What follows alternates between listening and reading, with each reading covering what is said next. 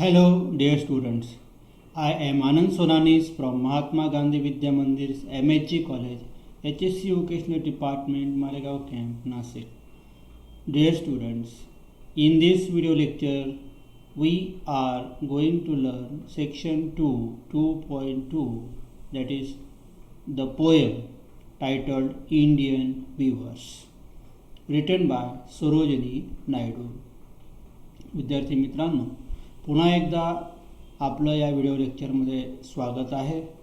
आज आपण या व्हिडिओ लेक्चरमध्ये सेक्शन 2 मधील 2.2 इंडियन वीवर्स ही कविता अभ्यासणार आहोत.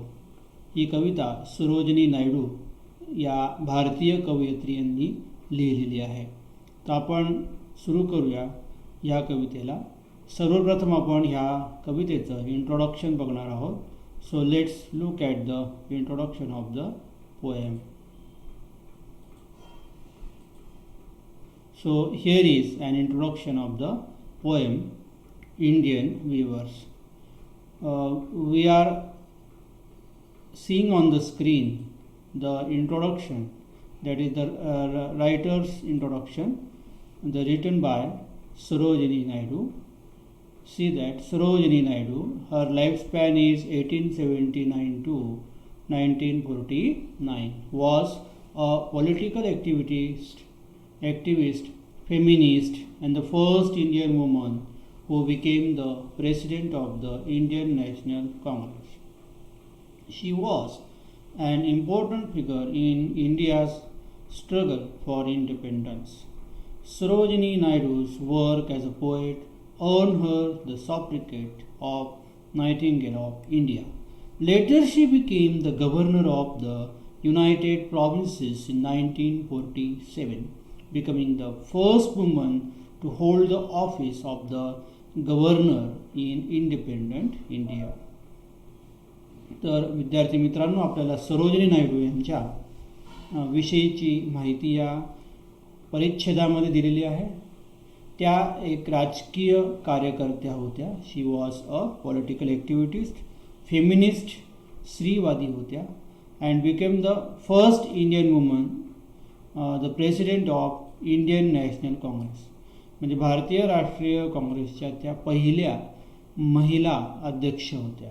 First Indian woman who became the president of Indian National Congress. She was an important figure in India struggle of independence. भारताच्या स्वातंत्र्य लढ्यामध्ये सुद्धा त्यांनी अत्यंत महत्त्वाची भूमिका निभावलेली होती. Sarojini Naidu's work as a poet earn her the sobriquet of nightingale of India. आता आपल्याला सरोजिनी नायडू यांच्या दुसऱ्या पैलूचा या ठिकाणी उलगडा होतो की त्या एक उत्तम अशा कवयित्रीसुद्धा होत्या, आणि म्हणूनच त्यांनी लिहिलेले जी काव्यसंग्रह होती त्या काव्यसंग्रहाबद्दल त्यांना नायटिंगेल ऑफ इंडिया म्हणजे भारताची बुलबुल ही एक उपाधी, सॉब्रिक्वेट म्हणजे ही एक प्रकारची पदवी त्यांना बहाल करण्यात आली. म्हणजे जसं आपण भारतरत्न लता मंगेशकरजी यांना भारताची गानकोकिळा असं म्हणतो, तसं आपण सरोजिनी नायडू यांना त्यांनी लिहिलेल्या काव्याबद्दल नायटिंगेल ऑफ इंडिया म्हणजे त्यांना भारताची बुलबुल असं म्हटलं जातं. आता नायटिंगेल हा पक्षी जो रात्रंदिवस गात असतो, म्हणजे सरोजिनी नायडू यांच्यामध्ये असलेला कवी आणि जागृत ते मन, त्यामुळे त्यांना नायटिंगेल ऑफ इंडिया असं म्हटलेलं आहे. Later she became the governor of India United Provinces in 1947. नंतर ते संयुक्त प्रांताचे गव्हर्नर म्हणजे राज्यपाल झाल्या 1947मध्ये, becoming the first woman to hold the office of the governor in independent India. म्हणजे आता भारतामध्ये म्हणजे स्वतंत्र भारतातल्या त्या पहिल्या महिला राज्यपाल होत्या की ज्यांनी 1947मध्ये संयुक्त प्रांताचं राज्यपालपद भूषवलं. म्हणजे या संपूर्ण पॅराग्राफमध्ये आपल्याला असं लक्षात येतं की सरोजिनी नायडू ह्या राजकीय कार्यकर्त्या होत्या. त्यानंतर त्या भारतीय राष्ट्रीय काँग्रेसच्या अध्यक्षा, महिला अध्यक्षा होत्या. त्याच्यानंतर त्यांनी लिहिलेल्या काव्यसंग्रहाबद्दल त्यांना नायटिंगेल ऑफ इंडिया असंही म्हटलं जातं. तसंच त्यांनी राजकारणामध्ये राज्यपाल हे पदही सर्वोच्च पद जे असतं स्टेट गव्हर्नमेंटमध्ये तर ते त्यांनी भूषवलेलं आहे. म्हणजे सरोजिनी नायडू ह्या पॉलिटिकल ॲक्टिव्हिटीज होत्या, त्याचबरोबर त्या साहित्यिकसुद्धा होत्या.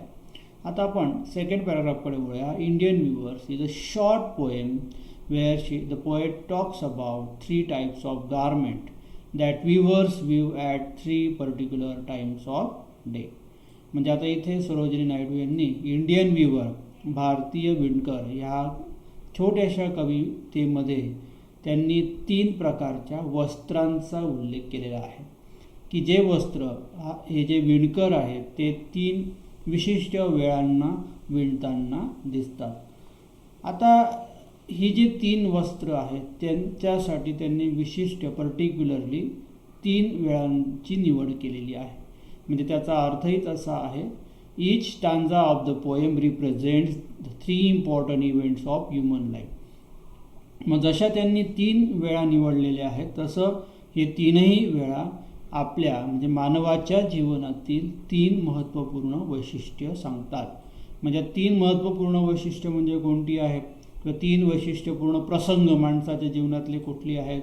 तर पहिला प्रसंग आहे बर्थ म्हणजे चाइल्डहूड जन्म, ॲडल्टहूड यंग म्हणजे तारुण्य, अँड डेथ ओल्ड म्हणजे वार्धक्य किंवा वृद्धत्व आणि मृत्यू. The colors mentioned in the stanzas are very significant as they indicate the moods related to the events. आता ह्या कवितेमध्ये त्यांनी आणखीन काही विशिष्ट रंगांचा सुद्धा वापर केलेला आहे. म्हणजे कलर स्कीम आपण ज्याला म्हणूया की जी कलर स्कीम किंवा जी रंगसंगती आहे ती मनस्थिती दर्शवते, indicate the mood related to the events. म्हणजे आता हे जे माणसाच्या आयुष्यातले जे 3 प्रसंग आहेत तर त्यांची एक मनस्थिती दर्शवते. म्हणजे या 3ही अवस्थांमध्ये माणसाची मनावस्था कशी असते, कशा प्रकारे त्याच्या मनामध्ये कोणकोणत्या प्रकारच्या भावना असतात, तर हे त्यांनी या 3 रंगांमधनं आयुष्याच्या 3 अवस्थांमधनं आणि 3 वेळांमधनं सांगितलेलं आहे. आता आपण कवितेकडे वळूया. इंडियन व्ह्यूअर्स भारतीय विणकर. तर ही कविता अत्यंत छोटीशी आहे, 12 ओळींची आहे. There are only 12 lines in this poem but it is very meaningful and very important poem from the point of view of our perception and knowledge. म्हणजे जर आपल्याला जीवनाविषयीचं जे भाष्य करायचं असेल किंवा ज्ञान मिळवायचं असेल तर त्यांनी अत्यंत छोट्याशा या कवितेतनं सांगितलेलं आहे. तर बघा, इंडियन व्ह्यूअर्स ही एक प्रतिकात्मक अशा पद्धतीची एक इमेजरी वापरलेली आहे की भारतीय विणकर म्हणजे आता जे विणकर रात्रंदिवस काम करतात, पण विणकर हे वस्त्र विणण्याचं जे काम करतात, ज्या वस्त्राची रचना ते ठरवतात, रंग ठरवतात आणि त्या प्रत्येक वस्त्राचा एक विशिष्ट प्रसंग असतो की ज्यानुसार ते वस्त्र परिधान केलं जातं. तर आपण बघूया की व्ह्यूअर्स इथे काय काय करतात ते. तर आपण या कवितेची रचना जर पाहिली तर 12 ओळींची आहे. प्रत्येक पॅराग्राफमध्ये डिफरंट टाईम म्हणजे आपल्या आयुष्यातला एक वेगळा वेळ दिलेला आहे, त्याचा एक वेगळा अर्थ दिलेला आहे आणि त्या आयुष्यामध्ये असलेली मनस्थिती, आपल्या असणाऱ्या भावना त्यांनी व्यक्त केलेल्या आहेत. आता weavers weaving at break of day. Break of day म्हणजे इट्स अ मॉर्निंग टाईम. म्हणजे जो व्ह्यूअर आहे तो सकाळच्या वेळेस जे वस्त्र विणतो ते कोणतं आहे. तर कवयित्रीने या ठिकाणी प्रश्न विचारलेला आहे त्या विणकराला, what do you view a garment so gay. जे सकाळच्या वेळेस जे वस्त्र विणलं जातं ते अत्यंत आनंददायी अशा स्वरूपाचं आहे. It's a very joyful kind of garment. मग आता इथे प्रश्न विचारलेला आहे. प्रश्न म्हणजे इंटरॉगेशन हा अलंकार इथे आला. हा अलंकार येण्यामागेचं म्हणजे प्रश्न वापरण्यामागे कारण असं आहे की प्रश्न विचारल्याने माणसाची एक्साइटमेंट वाढते, क्युरिओसिटी वाढते क्युरिओसिटी म्हणजे उत्सुकता याच्यासाठी वाढते की आपण त्याचं उत्तर जाणून घेण्यासाठी प्रयत्न करतो की तो विवर्स अगदी सकाळी सकाळी कोणत्या प्रकारचं वस्त्र मिळत आहे. तर आता ॲट डे ब्रेक, आता ह्या ओळीमध्ये मेटॅफर हा अलंकार आलेला आहे, रूपक अलंकार आलेला आहे. ॲट ब्रेक ऑफ डे म्हणजे ॲट ब्रेक ऑफ डे म्हणजे काय, तर मॉर्निंग टाईम. आपण इथे एक्सप्लेनेशन असं लिहू शकतो की ब्रेक ऑफ डे म्हणजे ह्या ओळीमध्ये आपण कोणाची तुलना कोणाशी केलेली आहे, दॅट इज इनडायरेक्ट कम्पॅरिझन, की morning is compared with day, break of day म्हणजे सकाळ जी आपल्या आयुष्यात रोज होते तर तिची तुलना ब्रेक ऑफ डेशी करण्यात आलेली आहे. दुसऱ्या पॅराग्राफमध्ये इंटरोगेशन हा अलंकार आलेला आहे. आता ते वस्त्र कसं आहे, सकाळी जे विणलं जातं आहे, विणकर जे सकाळचं वस्त्र विणत आहेत ते blue as the wing of halcyon wild. Halcyon म्हणजे एखाद्या किंगफिशर पक्षाच्या निळ्या अशा पंखांप्रमाणे ते वस्त्र आहे. Blue colour, blue as, very important word, blue as the wing of halcyon wild. म्हणजे आता ते नॅचरल कलर वापरलेला आहे की किंगफिशरच्या निळ्या पंखांप्रमाणे असणारं ते वस्त्र आहे. आता इथे तुलना केलेली आहे की त्या वस्त्राची तुलना कोणाशी केली आहे, तर with the wing of halcyon. Blue as म्हणजे निळ्या पंखाशी केलेली आहे. म्हणजे ह्या ओळीमध्ये जर अलंकार विचारला पोएटिक डिव्हाइस कोणती आहे, तर ती पोएटिक डिव्हाइस आहे सिमिली अलंकार. म्हणजे ब्ल्यू ॲज, ज्या ओळीमध्ये ॲज आणि लाईक हे शब्द येतात तर त्या ओळीमध्ये सिमिली अलंकार आहे. म्हणजे या ठिकाणी ॲज हा अलंकार आलेला आहे. म्हणजे blue as the wing of halcyon wild म्हणजे एखाद्या हॅल्सियन पक्षाच्या निळ्या पंखांप्रमाणे, निळ्या म्हणजे चमकदार रंगीत अशा पंखांप्रमाणे तो ते सकाळचं वस्त्र विणत आहे, तो म्हणजे विणकर. तर we weave the robes of a new born child. आणि मग तो ते विवर्स किंवा ते विणकर आहे ते उत्तर देतात की आम्ही रोब, आम्ही हा जो पोशाख आहे हा कोणासाठी विणतो आहे, अ न्यू बॉर्न चाइल्ड, नवीन जन्मलेल्या मुलासाठी ते हा पोशाख विणत आहे. म्हणजे आता इथे बर्थ हा टाईम ऑफ लाईफ म्हणजे जीवनाचा एक वेळ दिलेला आहे. आणि हा बर्थ हा जो आहे हा it is the one of the most happiest moment in life.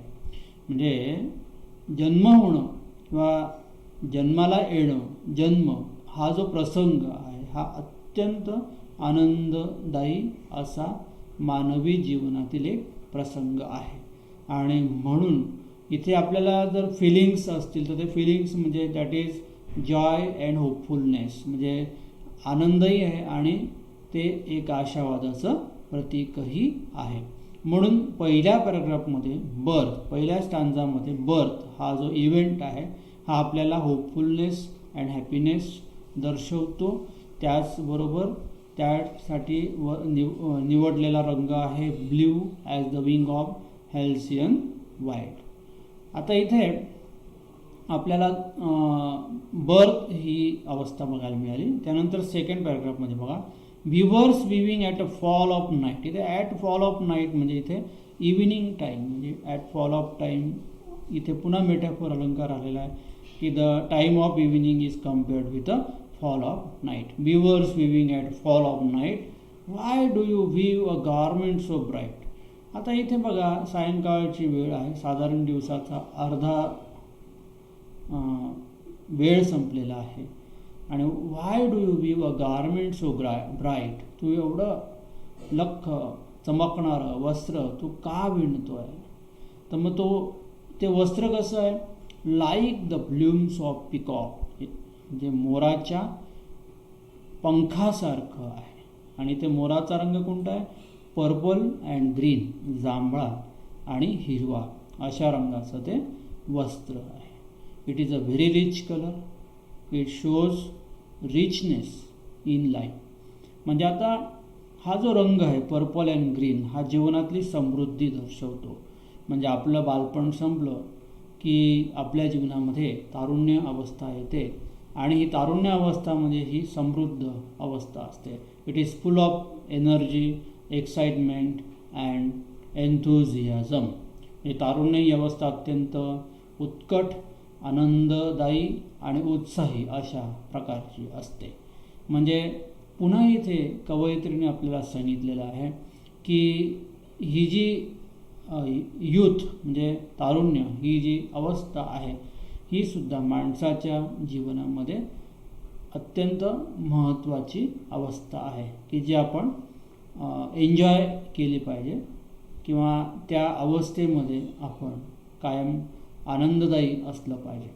म्हणजे इथे कोणत्या प्रकारच्या फिलिंग्स आपल्याला येतील तर इथे feeling of joy, feeling of happiness, enthusiasm आणि इथे पुन्हा आणखीन एक वेगळा अर्थ असा आहे की the age of youth is the age of transition in life.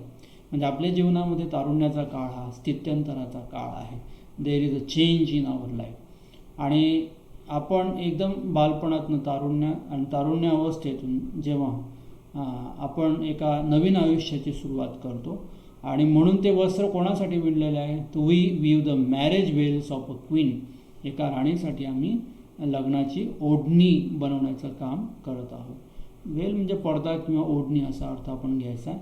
तर इथे हा जो माणसाच्या आयुष्यातला ब्राईटेस्ट पार्ट म्हणजे is youth or is young age आणि तो या ठिकाणी कवयित्रीने दर्शवलेला आहे. आता पुन्हा या ठिकाणी तो दुसरा पॅराग्राफ आहे. याच्यामध्ये प्रश्न विचारले, इंटरोगेशन अलंकार. It is interrogation figure of speech. आणि जर तुम्ही नीट निरीक्षण केलं तर पहिल्याही पॅराग्राफमध्ये दुसऱ्या ओळीमध्ये इंटरोगेशन हा अलंकार होता, तर दुसऱ्याही पॅराग्राफमध्ये परत दुसऱ्या ओळीमध्ये इंटरोगेशन अलंकार आहे. तर प्रत्येक पॅराग्राफमध्ये second line has interrogation figure of speech. आणि पुन्हा पहिल्या पॅराग्राफमध्ये जर आपण पाहिलं तर पहिल्याच ओळीमध्ये मेटॅफर अलंकार आहे ॲट ब्रेक ऑफ डे. तसंच दुसऱ्या ओळीमध्ये परत पहिल्या ओळीत अलंकार आहे ॲट फॉल ऑफ नाईट. इथे मेटॅफर अलंकार आहे. तसंच आता तिसऱ्या ओळीमध्ये ते जे मॅरेज व्हेल आहे त्या मॅरेज व्हेलची तुलना कोणाशी केली आहे the like the plumes of peacock purple and green. म्हणजे मोराच्या पंखांसारखा जांभळा आणि हिरव्या रंगाचं वस्त्र ते विणत आहे. म्हणजे इथे पुन्हा सिमिली अलंकार येणार. म्हणजे लाईक हा शब्द आला आहे म्हणून सिमिली अलंकार. जसं पहिल्या पॅराग्राफमध्ये ब्ल्यू ॲश म्हणजे निळा रंग पण कशासारखा तर हेल्सियन पक्षाच्या पंखासारखा निळ्या रंगासारखा. तर इथे जे हेल्सियन ह्या पक्षाच्या पंखाशी जी तुलना केलेली आहे तशीच तुलना इथे मोराच्या पिसांशी करण्यात आलेली आहे. नाव third paragraph. Weavers weaving solemn and still. Solemn and still is the night time आणि म्हणून इथे ती पुन्हा मेटॅफर अलंकार आहे की solemn and still has a figure of speech that is metaphor and it shows a night time. म्हणजे night time is a very silent, very quiet, calm and lonely time. Solemn म्हणजे रात्रीची वेळ आहे, एकांत आणि शांत, स्थिर अशा प्रकारची. There is a darkness in night. पण what do you view in the moonlight chill. आता डार्कनेस आहे पण त्यासोबत चंद्रप्रकाशही आहे. म्हणजे चंद्रप्रकाशामध्ये आणि ते पण चिल म्हणजे थंडी किंवा गारटणारी अशी ती वेळ आहे, थंडीची वेळ आहे. आणि अशा त्या प्रकाशात तो काय विणतो आहे असा प्रश्न कवयित्रीने पुन्हा त्या व्ह्युअर्सला विचारलेला आहे. म्हणजे इथे पुन्हा इंटरोगेशन अलंकार. तर ते वस्त्र कसं आहे तर व्हाईट ॲज अ फेदर, पंखाप्रमाणे पांढरं शुभ्र. सिमिली अलंकार white as a feather and white as a cloud. एखाद्या पांढऱ्या शुभ्र ढगांप्रमाणे असलेलं ते वस्त्र. म्हणजे आता त्या रात्रीच्या वेळेस विणलं जाणारं जे वस्त्र आहे ते व्हाईट कलरचं आहे आणि त्याची तुलना दोन गोष्टींशी केलेली आहेत. व्हाईट ॲज अ वेदर म्हणजे पिसांसारखं पांढरं आणि ढगांसारखं पांढरं शुभ्र अशा प्रकारचं वस्त्र. आणि आता हे पांढरं वस्त्र कोणासाठी विणताय तर we weave a dead man's funeral shroud. म्हणजे एका मृत माणसाच्या अंतिम संस्कारासाठी श्राऊड म्हणजे आच्छादन म्हणून ते वस्त्र विणत आहे. इथे श्राऊड म्हणजे cloth in which a dead person is wrapped. Wrap म्हणजे गुंडाळणे. तर मग आता इथे मृत्यू ही अवस्था दिलेली आहे. माणसाच्या जीवनातली ती अंतिम अवस्था आहे. आणि या अवस्थेमध्ये ज्या फिलिंग्ज आहेत त्या सॅडनेस, पेन आहे ना, माणूस हा पेन्सिव्ह मूडमध्ये असतो. तर मग these are the feelings here the poet has described that the feeling at the stage of death is very sad, very painful, very pensive, and very quiet atmosphere also. So the poetess is trying to tell us that life cycle, which has three main kind of stages in our life, that is birth, youth, old age, which is finally converted in death. So here the poetess is trying to tell us that these are the three stages in our life that we must in each and every stage remember that what kind of feelings we have. We must remember that how should we feel and enjoy these stages of life. Actually, first two stages are really joyful stages, that is birth and youth or youthhood. But the third stage is not at all of merriment or enjoyment. It is a stage of sadness, that is the ending of human life. So each human being has to undergo these three stages of life. So the poetess says that we must remember this life cycle which is common in each and every human being. So we must remember also the philosophy of life. म्हणजे जीवनाचं तत्वज्ञान आपण लक्षात ठेवलं पाहिजे. आणि according to this we should try to view the pattern of life. म्हणजे आता जीवनाची जी रचना आहे ही एखाद्या वस्त्राप्रमाणे आहे, like a pattern of garment, की जे वस्त्र वेगवेगळ्या रंगाचं आहे, जे वस्त्र वेगवेगळ्या वेळेसाठी वेगवेगळ्या अशा प्रकारचं आहे. आता या ठिकाणी कवयित्रीला आणखीन एक सिम्बॉलिक मेसेज आपल्याला द्यायचा आहे. तो सिम्बॉलिक मेसेज म्हणजे असा की हा जो विणकर आहे हा ज्याप्रमाणे त्या गारमेंट्समध्ये त्या कपड्यांची रचना ठरवतो, त्याची रंगसंगती ठरवतो, त्याचा अर्थ ठरवतो, तसं आपल्या जीवनामध्ये सुद्धा आपल्या जीवनाचा पॅटर्न रचना विणकाम करणारा जो सर्वश्रेष्ठ असा परमेश्वर आहे तो करत असतो.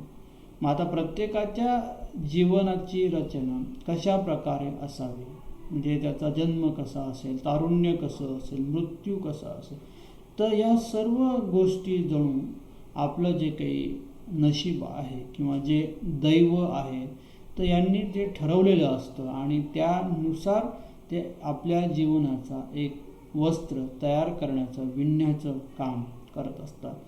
तर म्हणून हा एक सिम्बॉलिक मिनिंग या ठिकाणी दिलेला आहे. आणखीन या कवितेमध्ये आपल्याला शिकण्यासारखं एकच आहे की आपण या कवितेमधनं असा बोध घ्यायचा आहे की आपल्या जीवनामध्ये जे जे लाईफ सायकल येतात त्यानुसार आपण स्वतःला घडवलं पाहिजे, त्यानुसार आपण विचार करून आपल्या जीवनाच्या अवस्था ह्या समृद्ध केल्या पाहिजे. पर्टिक्युलरली आपलं बर्थ आणि यूथ, तारुण्य या दोन अवस्था. तिसरी अवस्था ही माणसाची जी ॲज पर नॅचरल प्रोसेस, नैसर्गिक प्रक्रियेनुसार, ॲज पर नॅचरल एलिमेंट्स, नैसर्गिक मूलतत्वानुसार घडून येणारी जरी प्रक्रिया असेल तरी we should try at least to live till the end of our life happily and try to enjoy the life. आणखीन एक मॅसेज असं कवयित्रीने दिलेला आहे की the life is very precious, very valuable, we must respect our life. आपलं जीवन अत्यंत मौल्यवान आहे, आपल्या जीवनाचा आपण आदर केला पाहिजे. We should try to create our life beautifully. आपण आपलं जीवन सुंदररित्या निर्माण केलं पाहिजे. म्हणजे it is very short life that we have, and in that short span of life we have these three stages, and while going through three stages we have the transitions, म्हणजे आपल्या जीवनामध्ये शक्यंतर येतात, बदल येतात. So all these changes we have to accept because as per nature it is compulsory for everybody. Nobody can excuse from these stages in life. या जीवनाच्या अवस्थेतनं कोणी सुटणार नाही, प्रत्येकाला या अवस्थांमधनं जावंच लागणार आहे. पण ह्या अवस्थेमधून जात असताना आपण आपलं जीवन कसं घडवायचं, आपण समृद्ध कसं ठेवायचं ते महत्त्वाचं आहे. Therefore an awareness of life pattern, awareness of life is very important. म्हणजे जीवनामध्ये वाहवत जाण्यापेक्षा आपल्या जीवनाची रचना समजून घेऊ, आपल्या जीवनाच्या रचनेनुसार आपलं जीवन आपण समृद्ध करणं, म्हणजे यातच आपल्या जीवनाचं यश आहे, हे या कवितेमध्ये कवयित्रीला सांगायचं आहे. तर विद्यार्थी मित्रांनो, या ठिकाणी आपण ही कविता संपवलेली आहे. तर आपण या कवितेचं वाचन करा, त्याच्यातले जे काही अलंकार आहेत ते आपण नीट अभ्यासा, त्याच्यातला जो मॅसेज आहे त्याच्यामध्ये जो दिलेला संदेश आहे त्याचा पण आपण नीट अभ्यास करा.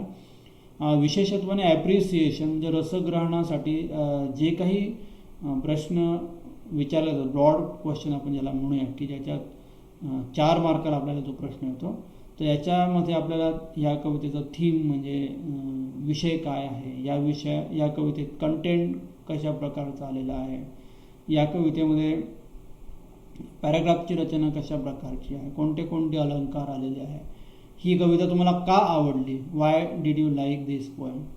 तर मग ह्या सर्व गोष्टींचा आपल्याला डिटेलमध्ये अभ्यास करायचा आहे.